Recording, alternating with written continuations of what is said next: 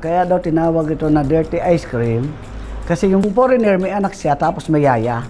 Ngayon sabi nung bata, "Yaya, I like ice cream." No, it's a dirty.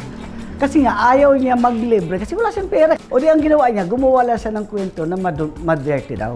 Kaya tinawag na dirty ice cream. Pero totoo yan, hindi siya dirty.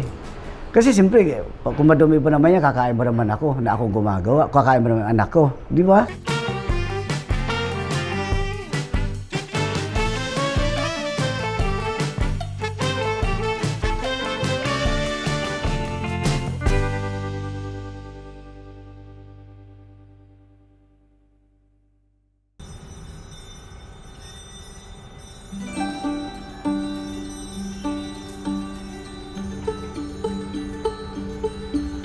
Ako po si Marlon Canaway, 50 years old. Dating nagtitinda ng ice cream, sa ngayon ay may maliit na ice creaman na pinamamalahaan ko. Sa akin po ito ngayon, nasa 11 years na. Nasa 15 na tindero po ang lumalabas po natin ngayon. Ako si Domingo Adobas.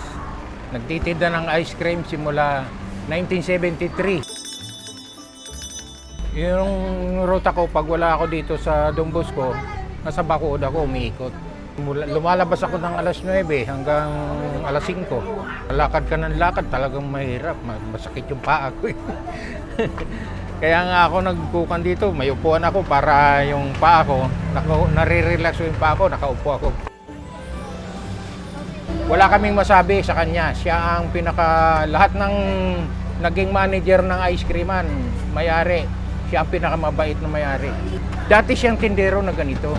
Kaya alam niya kung paano ang gawa dito, paano ang trabaho nito. 6 angels kasi ang anak ko kasi 6 eh. Doon ko na kinuha eh. Dating 5 angels kaya ngayon kukuhan ko siya. Kasi ginawa ko ng 6 anong 6 na anak ko eh. Masarap siya, masarap ang ice cream ng 6 angels. Alam bakit? Sa amin kasi araw-araw ginagawa yung ice cream eh. Hindi gaya ng iba na monthly na sa freezer o ano man. Sa amin araw-araw. Tapos ang ginagawa namin, flavor namin, as in sariwa. Kung may mangga, mangga. Kung may melon, melon.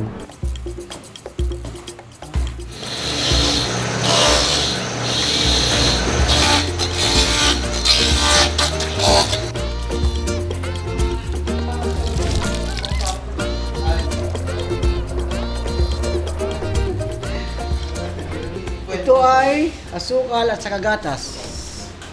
Kaya mo lang pinahalo ng ganito para hindi siya mamuumuo. Kasi pag hindi, nabubuo siya eh. Yan, lalagyan mo itong gata dito sa gatas, asukal.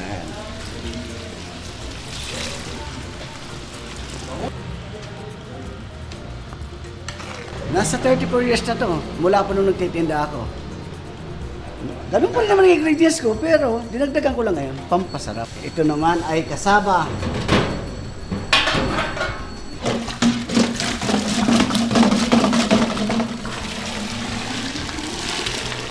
Ito po yung pampalapot ng ice cream natin. Ito ang binder eh, kung tawagin nila. Salang natin yung gatas at saka sukal. Ilagay na natin yung kasaba. Mix na sa lana.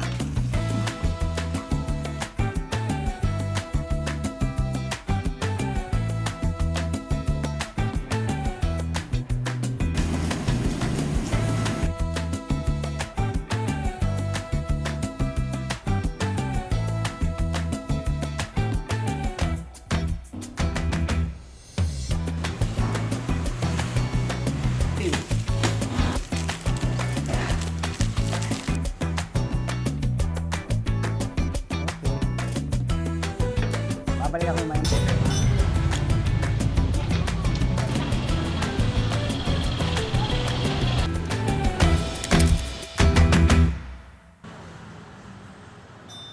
Pinanganak ako sa Masbate City. Tapos nung nag-aaral ako ng elementary, nagtitinda na ako ng kung ano, buti, dyaryo, ice candy, kung ano yung meron na may titinda na kumita ka. Halos dati yata na titinda sa kalsada na nasubukan ko na yan eh. At apat talaga ako. Sanay na ako sa kalsada kasi batang kalsada talaga ako eh. Hindi ka natakot? Takot? Hindi naman siguro nawawala yung ganun eh. Pero kailangan eh. Ano bang gusto mo? Takot o gutom? Nagsimula ako sa pagka-ice cream nung mapadpad ako ng Manila. 1989 yon. Ay yung tiyak ko, may kaibigan siya nagtitinda ng ice cream. Sabi niya, baka gusto ko. Sabi ko, sige po, tiya, basta importante kumita po ako. Hanggang sa natuto ako, first year high school ako noon. Mas inuna ko yung pagkakakitaan kaysa doon sa pag-aaral. Sa araw, nagtitinda ako ng ice cream. Then, bago mag-uwian, yung ice cream ko nakalagay na sa room ko. Alam mo ba, yan room namin, nandito yung estudyante, nandiyan lang siya, yung cart ko. Kasi sa loob ako ng eskwela mismo nagtitinda, Sport Bonifacio. Doon ako mismo nagtitinda. Alam mo, itong room namin, nandiyan lang sa labas. Kaya nga pasalamat ako sa mga teacher ko rin, ang mabait eh. Tinulungan nila ako kahit anong gusto ko itinda, na ititinda ko sa loob eh. Nung panahon na yun, kumikita ko mga 300 to 400 eh. O, di ba? Eh, yung sobra, pang kuha ko sa magulang ko, yung iba, pang tuition ko, or pang bili ko ano-anong kapangangailangan ko. Nung magtapos ako ng college, nag-Taiwan ako. Nag-abroad ako. Nung nag-abroad ako, pagbalik ko ng Pilipinas, sabi ko sa ate ko, te, tayo ng ice creaman. Bakit, kaya mo ba? Sabi ko, kakayanin natin. Eh, kung nung bata nga ako, kaya ko, ngayon pa kaya.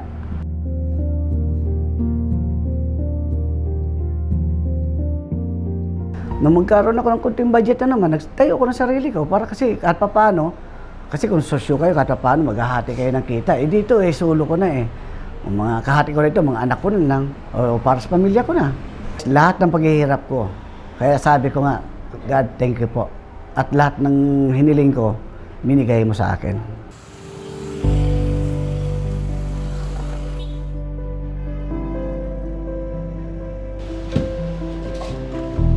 Kailangan mo talaga eh, habang nagdadasal ka, nagtatrabaho ka eh. Di ba? Kasi kung puro dasal ka, walang mangyayari sa iyo eh. Sana marami na mayaman kung puro dasal na lang. Kailangan bago mo makuha isang bagay, kailangan pinagtrabahuan mo, pinagsikapan mo, bago mo marating yung gusto mo. Sa tingin ko, medyo hirap kayo ng mga ang industriya ng ice cream. Bakit? Unang-una, yung asukal natin napakamahal. Yung gatas natin, halos triple. Napakamahal talaga ng materialis, kaya hirap na hirap yung mga vendor kung paano niya pakukuhanin yung ice cream. Sana bumaba na lahat ng materialis. Para sa akin, sana tangkilikin ng Pinoy kasi gawang Pinoy yun eh. Kaso nga lang, minsan meron naman tayo mamimili na gusto tagal na ng imported, eh wala tayong magagawa doon. Pero pa sana, ang hiling ko lang sana, natangkilikin ng mga Pilipino yung gawa natin. Para sa akin lang naman, kaya napakahalaga niya. Alam mo bakit? Yung ibang ice cream, pansinin mo, magkano bibilihin mo dyan? May 50, may 100, may 200. Sa amin, 10 piso sa ngayon. Dati nga, piso-piso eh. Saan ka pa makakabili ng ice cream na halagang 10 piso? Siyempre, yung mga mahihirap na bata, hindi siya makakabili nung Magnolia, Selecta, kasi kung ano man yung kuha ng ice cream. Mahal kasi yun eh. Yung sa amin, para sa mga bata.